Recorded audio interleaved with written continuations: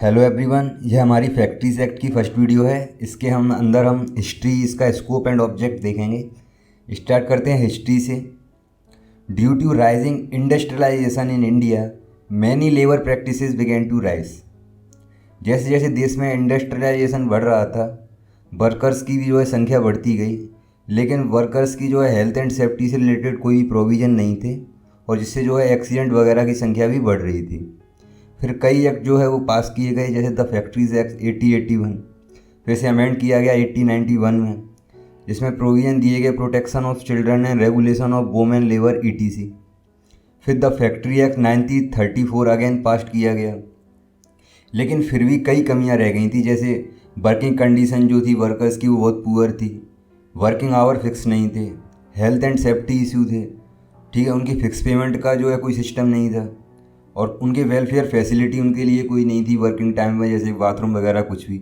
इसलिए फिर constituent assembly द्वारा 28 अगस्त 1948 में द फैक्ट्रीज एक्ट 1948 जो है पास किया गया, जो कि 1 अप्रैल 1949 को जो है फोर्स में आया।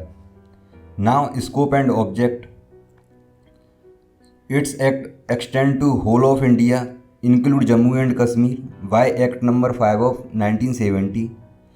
Consolidate and amend the law relating to labour of working in factory. अब इसका ऑब्जेक्ट क्या है हम समझ सकते हैं। To regulate the working condition in factory, ठीक है, वर्किंग कंडीशन को रेगुलेट करना, वर्कर की जो है हेल्थ सेफ्टी या वेलफेयर और जो एनुअल लीव का प्रोविज़न थी उनके लिए प्रोविज़न देना, और special provision for young person, women और चिल्ड्रन जो फैक्ट्रीज के अंडर वर्क करते हैं। Now state versus AH भिवंडीवाला 1956 court held that legislation intended for the benefit or welfare of workers, ठीक है, this act is a social piece of legislation meant to achieve a social reform। ऐसे ही the Nagpur electric light and power company limited वैसे regional director ESI कॉर्पन 1916, it doesn't extend to field worker working outside the factory. यह act उन पर apply नहीं होता जो वर्कर फैक्ट्री के बाहर वर्क करते हैं। देखेंगे under section 2 definitions under the factories act 1948। First definition है एडल्ट, मीन्स वह पर्सन जो 18 की एज का हो गया हो वह एडल्ट है। सेकंड एडोलसेंट, मीन्स वह पर्सन जो 18 साल का तो नहीं हुआ लेकिन वह 15 साल से ऊपर है। कैलेंडर ईयर्स, मीन्स जो 12 महीने का होता है जिसकी स्टार्टिंग 1 जनवरी से होती है, 1 जनवरी से। चाइल्ड मीन्स वह पर्सन जिसने 15 ईयर यानी 15 साल की एज क्रॉस नहीं की है। फिर है कॉम्पिटेंट पर्सन, मीन्स ऐसा पर्सन या इंस्टीट्यूट जो कि रिकॉग्नाइज किया गया है चीफ इंस्पेक्टर द्वारा, ताकि वह पर्सन या इंस्टीट्यूशन वहाँ टेस्ट कैरी आउट कर सके, उसका एग्जामिनेशन कर सके, या फैक्ट्री में जो भी रिक्वायरमेंट है उनका वह इंस्पेक्शन कर सके, वह कॉम्पिटेंट पर्सन है। फिर हजार्डस प्रोसेस, मीन्स इंडस्ट्री की एक्टिविटी में जो रॉ मटेरियल यूज होता है, देन उससे जो भी वेस्ट निकलता है, ठीक है, या पॉल्यूशन होता है, तो उसका इम्पैक्ट वर्कर पर होता है, तो ऐसी प्रोसेस को हम हजार्डस प्रोसेस कहते हैं।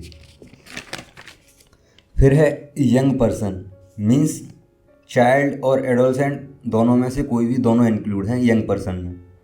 फिर डे, जिसमें 24 आवर होते हैं, 24 आवर होते हैं, जिसकी स्टार्टिंग मिडनाइट से होती है। फिर है वीक, जिसमें टोटल 7 डेज होते हैं, 7 दिन होते हैं, जिसकी स्टार्टिंग सैटरडे के मिडनाइट से होती है।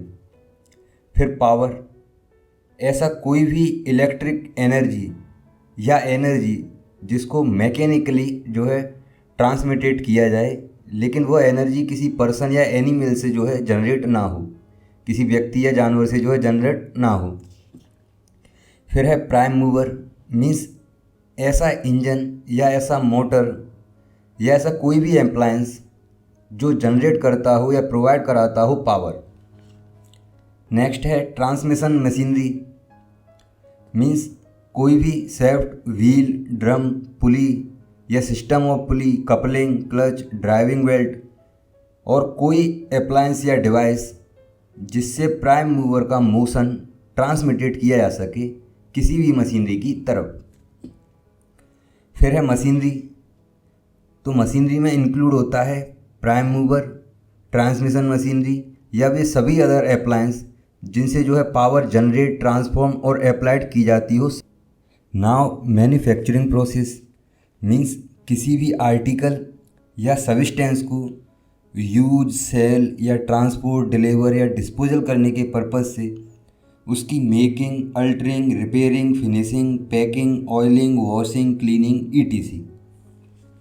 नाउ वर्कर, तो जो भी एम्प्लॉयर के अंडर प्रेमाइसिस में फैक्ट्री के उसके जो वर्कर काम कर रहे हैं, चाहे डायरेक्टली या किसी एजेंसी या कॉन्ट्रैक्टर के थ्रू विथ और without knowledge of principal employer, चाहे किसी क्लीनिंग के काम में या मैन्युफैक्चरिंग प्रोसेस में या इससे रिलेटेड किसी अदर वर्क में, तो वह वर्कर होगा।